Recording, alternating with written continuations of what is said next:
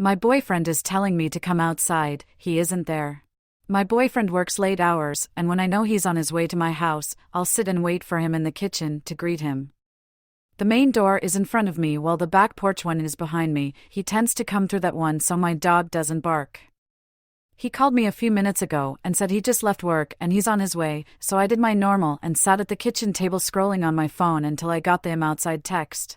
After a few minutes of scrolling, I heard his voice. The only light outside of my house was the porch light, so I look out of the kitchen window and nobody's there. Baby, come outside. Normally his voice is reassuring and welcoming, but I had a terrible feeling and decided to call his cell phone. His phone is a track phone that he buys service for, so sometimes it simply rings twice, which is what it did. Every time I called. Eventually, I gave up and stepped into the back porch to look outside. Maybe his phone died and he needed me to unlock the door for him.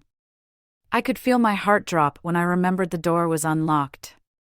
I start to text him asking him to answer his phone, but while I'm doing this, the voice turns from a gentle tone to an angry one. It yelled my full name and told me to come outside. My boyfriend never calls me by my full name, and at this point I'm starting to feel scared.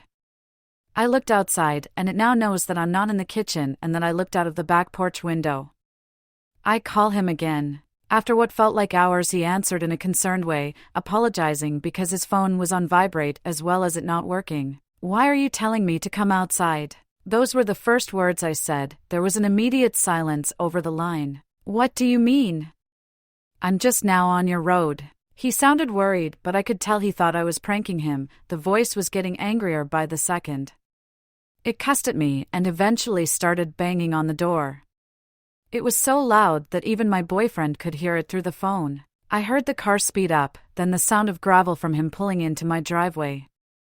I finally mustered up the courage to move the curtain and see if there was really anyone there. There was nothing there, but I could see him running up the stairs to get to me. Once he got in the voice, and the banging came to a complete stop.